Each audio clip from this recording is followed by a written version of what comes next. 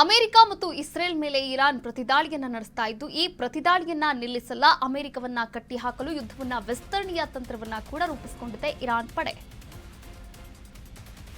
America Israel ಮೇಲೆ ಇರಾನ್ನ war ನಿಲ್ಲಿಸಲ್ಲ, America ಕಟ್ಟಿಹಾಕಲು ಯುದ್ಧ ವಿಸ್ತರಣೆಗೆ ತಂತ್ರವನ್ನ ರೂಪಿಸಲಾಗ್ತಾ ಇದೆ. ಸಂಘರ್ಷದಲ್ಲಿ ಇರಾನ್ನಿಂದ ಸಹಿಷ್ಣುತೆಯ ತಂತ್ರವನ್ನ ಹೆಣೆಯಲಾಗ್ತಾ ಇದೆ. ಈ ಮೂಲಕ ಅಮೆರಿಕದ ಮೇಲೆ ಒತ್ತಡ ಹಾಕಲು ಪ್ಲಾನ್ ಮಾಡಿಕೊಳ್ಳಲಾಗ್ತಾ ಇದೆ. ಜಾಗತಿಕ ಆರ್ಥಿಕತೆಯ ಮೇಲೆ ಪರಿಣಾಮ ಬೀರಿ ಒತ್ತಡವನ್ನ ಹಾಕಲಾಗ್ತಾ ಇರುವಂತದ್ದು. ಅಮೆರಿಕವೇ ಹಿಂದೆ ಸರಿಯುವಂತೆ ಮಾಡಲು ಇರಾನ್ ತನ್ನ ಗುರಿಯನ್ನ ಇಲ್ಲಿ ಇಟ್ಟಿದೆ. ಇದಕ್ಕಾಗಿ ಹಾರ್ಮುಜ್ ಜಲಸಂಧಿ ಬಂದ್ ಮಾಡಿದೆ ಇರಾನ್. ಜಾಗತಿಕ ಮಟ್ಟದಲ್ಲಿ ತೈಲ ಬೆಲೆ ಏರಿಕೆ ಮಾಡುವಂತಹ ತಂತ್ರವನ್ನ ಕೂಡ ರೂಪಿಸ್ತಾ ಇದೆ ಇರಾನ್.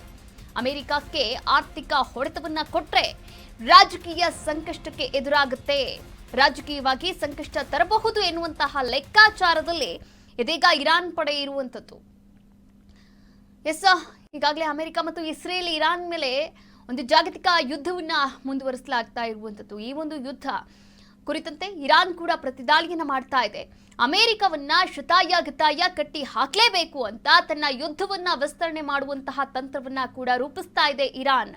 ಹಾಗೆ ಈ ಸಂಘರ್ಷದಲ್ಲಿ ಇರಾನ್ನಿಂದ ಸಹಿಷ್ಣುತೆಯ ತಂತ್ರವನ್ನ ಕೂಡ ಎಣೆಯಲಾಗ್ತಾ ಇರುವಂತದ್ದು. ಅದರ ಜೊತೆಗೆ ಜಾಗತಿಕ ಆರ್ಥಿಕತೆಯ ಮೇಲೆ ಪರಿಣಾಮ ಬೀರಲೇಬೇಕು, ಪರಿಣಾಮವನ್ನ ತರಬೇಕು ಎನ್ನುವಂತಹ ಒತ್ತಡದೊಂದಿಗೆ ಇದೀಗ ಇರಾನ್ ಮತ್ತೆ ಅಮೆರಿಕದ ವಿರುದ್ಧ ಯುದ್ಧವನ್ನ ಸಾರ್ತಾ ಇರುವಂತದ್ದು. ಅದರ ಜೊತೆಗೆ ಇಲ್ಲಿ ನೋಡಿ ರಣತಂತ್ರ ಯಾವ ರೀತಿ ಇದೆ ಅಂತಂದ್ರೆ, ಹಾರ್ಮುಜ್ ಜಲಸಂಧಿ, ಈ ಜಲಸಂಧಿಯನ್ನ ಬಂದ್ ಮಾಡಿದ್ರೆ ಇಡೀ ಜಾಗತಿಕ ಆರ್ಥಿಕತೆಯ ಮೇಲೆ ಪರಿಣಾಮ ಬೀರುತ್ತೆ. ಇದು ಇರಾನ್ಗೆ ಗೊತ್ತಿರುವಂತಹ ವಿಚಾರ. ಹೀಗಾಗಿ ಇರಾನ್ ಹಾರ್ಮುಜ್ ಜಲಸಂಧಿಯನ್ನ ಬಂದ್ ಮಾಡಿದೆ. ಜಾಗತಿಕ ಮಟ್ಟದಲ್ಲಿ ಇದರಿಂದ ತೈಲ ಬೆಲೆ ಕೂಡ ಏರಿಕೆ ಆಗ್ತಾ ಇರುವಂತದ್ದು. ಒಟ್ಟಾರೆಯಾಗಿ ಅಮೆರಿಕಕ್ಕೆ ಆರ್ಥಿಕ ಹೊಡೆತವನ್ನ ಕೊಟ್ರೆ ಮಾತ್ರ, ರಾಜಕೀಯ ಸಂಕಷ್ಟವನ್ನ ತಂದ್ರೆ ಮಾತ್ರ ಅಮೆರಿಕವೇ ತನ್ನಂತಾನಾಗಿ ಹಿಂದೆ ಸರಿಬಹುದು ಈ ಒಂದು ಯುದ್ಧದಿಂದ ಎನ್ನುವಂತಹ ತಂತ್ರಗಾರಿಕೆ ಲೆಕ್ಕಾಚಾರದಿಂದ ಇದೀಗ ಹಾರ್ಮುಜ್ ಜಲಸಂಧಿಯನ್ನ ಕೂಡ ಬಂದ್ ಮಾಡಿದೆ ಇರಾನ್ ಪಡೆ.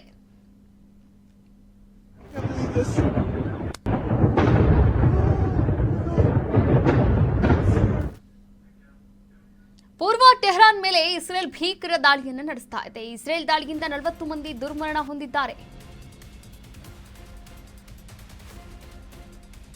ಪೂರ್ವ ಟೆಹರಾನ್ ಮೇಲೆ ಇಸ್ರೇಲ್ ಭೀಕರ ದಾಳಿಯನ್ನು ನಡೆಸ್ತಾ ಇದೆ. ಇಸ್ರೇಲ್ ದಾಳಿಯಿಂದ 40 ಮಂದಿ ದುರ್ಮರಣ ಹೊಂದಿದ್ದಾರೆ. ರಿಸಾಲತ್ ಸ್ಕ್ವೇರ್ ಬಳಿ ಜನವಸತಿ ಕಟ್ಟಡದ ಮೇಲೆ ದಾಳಿಯನ್ನ ಮಾಡಿದೆ ಇಸ್ರೇಲ್. ಕಟ್ಟಡದಲ್ಲಿದ್ದ ಮಕ್ಕಳು ಸೇರಿದಂತೆ 40 ಜನ ಸಾವನ್ನಪ್ಪಿರುವಂತದ್ದು.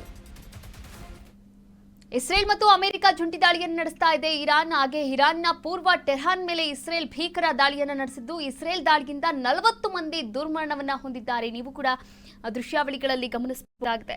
ಈ ರಿಸಾಲತ್ ಸ್ಕ್ವೇರ್, ಈ ಒಂದು ಕಟ್ಟಡದ ಬಳಿ, ಇದರಲ್ಲೆಲ್ಲ ಕೂಡ ಜನರು ವಾಸವಾಗಿದ್ರು. ಈ ಜನವಸತಿ ಕಟ್ಟಡದ ಮೇಲೆ ಡ್ರೋನ್ ದಾಳಿಯನ್ನು ಮಾಡಿರುವಂತದ್ದು. ಈ ಡ್ರೋನ್ ದಾಳಿಯಿಂದ ಮಕ್ಕಳು ಸೇರಿದಂತೆ 40 ಜನ ಕಟ್ಟಡದಲ್ಲಿದ್ದವರು ಸಾವನ್ನಪ್ಪಿದ್ದಾರೆ ಎನ್ನುವಂತಹ ಮಾಹಿತಿ ಕೂಡ ಲಭ್ಯವಾಗಿರುವಂತದ್ದು.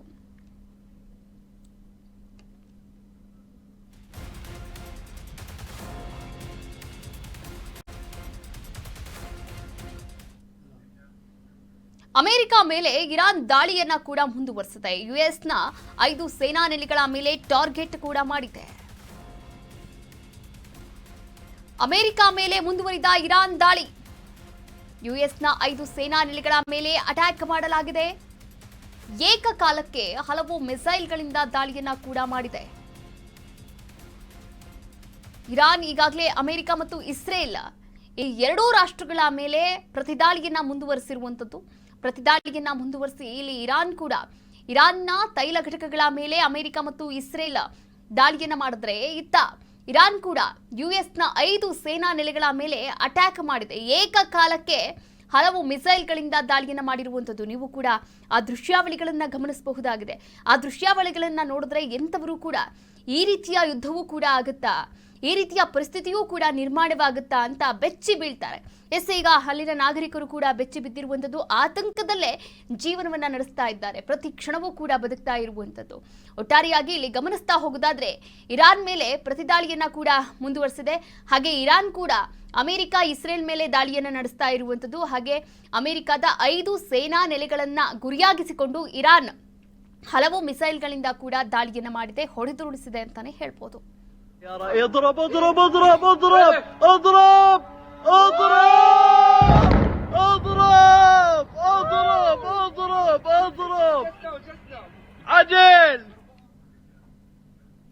ಇರಾನ್ನ ಯುದ್ಧ ನೌಕೆ ಮೇಲೆ ಅಮೆರಿಕ ದಾಳಿಯನ್ನು ನಡೆಸಿದೆ. ಹಾರ್ಮುಜ್ ಪ್ರಾಂತ್ಯದಲ್ಲಿ ಹಡಗು ಧಗಧಗ ಹೊತ್ತಿ ಉರಿದಿದೆ.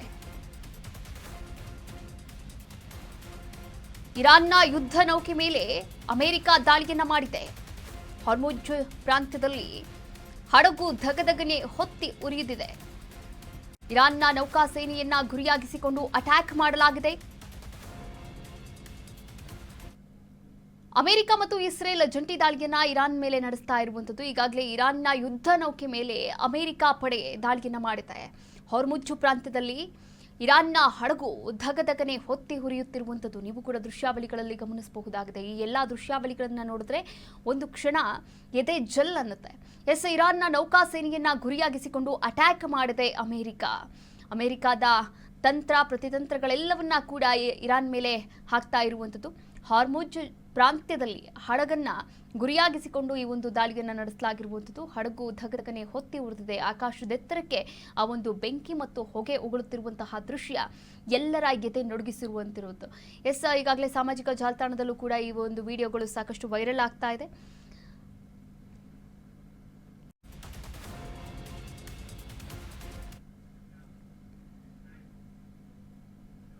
ಇರಾನ್ ಮೇಲೆ ಅಮೆರಿಕ ಮತ್ತು ಇಸ್ರೇಲ್ನಿಂದ ಯುದ್ಧವನ್ನ ಸಾರಲಾಗಿದೆ. ಹಾಗೆ ಇರಾನ್ನಲ್ಲಿ ಇವರಿಗೆ 1372 ಜನರು ಸಾವನ್ನಪ್ಪಿದ್ದಾರೆ.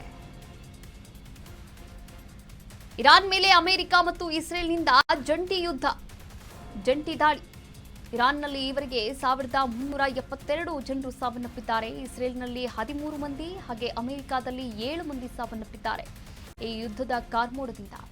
ಗಲ್ಫ್ ರಾಷ್ಟ್ರಗಳಲ್ಲಿ ಒಟ್ಟು 63 ಜನರು ಸಾವನ್ನಪ್ಪಿದ್ದಾರೆ. ಗಲ್ಫ್ ರಾಷ್ಟ್ರದಲ್ಲಿ 4 ಭಾರತೀಯರು ಕೂಡ ಸಾವನ್ನಪ್ಪಿರುವಂಥದ್ದು. ದಾಳಿ ಪ್ರತಿದಾಳಿಯಲ್ಲಿ ಇವರಿಗೆ 1459 ಜನರು ಸಾವನ್ನಪ್ಪಿದ್ದಾರೆ. ಅಮೆರಿಕ ಇಸ್ರೇಲ್ ಇರಾನ್ ಮೇಲೆ ಜಂಟಿ ದಾಳಿಯನ್ನ ಮಾಡ್ತಾ ಇತ್ತು ಅಂದ್ರೆ ಇತ್ತ ಇರಾನ್ ಕೂಡ ಪ್ರತಿದಾಳಿಯನ್ನ ಮುಂದುವರಿಸಿರುವಂಥದ್ದು. ಈ ಒಂದು ದಾಳಿ ಮತ್ತು ಪ್ರತಿದಾಳಿಯಲ್ಲಿ ಇರಾನ್ನಲ್ಲಿ ಈವರೆಗೆ 1372 ಮಂದಿ ಸಾವನ್ನಪ್ಪಿದ್ದಾರೆ. ಅದರಲ್ಲೂ ಮಕ್ಕಳು ಕೂಡ ಇದ್ದಾರೆ, ವೃದ್ಧರು ಕೂಡ ಇದ್ದಾರೆ, ಎಲ್ಲ ವಯಸ್ಕರು ಕೂಡ ಇರುವಂಥದ್ದು. ಇರಾನ್ನಲ್ಲಿ ಈವರೆಗೆ 1372 ನಾಗರಿಕರು ಸಾವನ್ನಪ್ಪಿದ್ರೆ ಇತ್ತ ಇಸ್ರೇಲ್ನಲ್ಲೂ ಕೂಡ 13 ಮಂದಿ ಸಾವನ್ನಪ್ಪಿದ್ದಾರೆ, ಮಕ್ಕಳು ಕೂಡ ಸೇರಿದಂತೆ. ಹಾಗೆ ಅಮೆರಿಕದಲ್ಲೂ ಕೂಡ 7 ಜನರು ಸಾವನ್ನಪ್ಪಿದ್ದಾರೆ. ಇನ್ನು ಗಲ್ಫ್ ರಾಷ್ಟ್ರಗಳಲ್ಲಿ ಕತಾರ್ ಆಗಿರಬಹುದು, ಅಬುದಾಬಿ ಆಗಿರಬಹುದು ಅಥವಾ ದುಬೈ ಆಗಿರಬಹುದು, ಈ ರೀತಿ ಗಲ್ಫ್ ರಾಷ್ಟ್ರಗಳೇನಿದೆ, ಸೌದಿ ಅರೇಬಿಯಾ ಆಗಿರಬಹುದು, ಈ ರೀತಿ ಗಲ್ಫ್ ರಾಷ್ಟ್ರಗಳಲ್ಲೂ ಕೂಡ 63 ಜನರು ಸಾವನ್ನಪ್ಪಿದ್ದಾರೆ. ಈ 63 ಜನರಲ್ಲಿ 4 ಭಾರತೀಯರು ಕೂಡ ಸಾವನ್ನಪ್ಪಿರುವಂಥದ್ದು.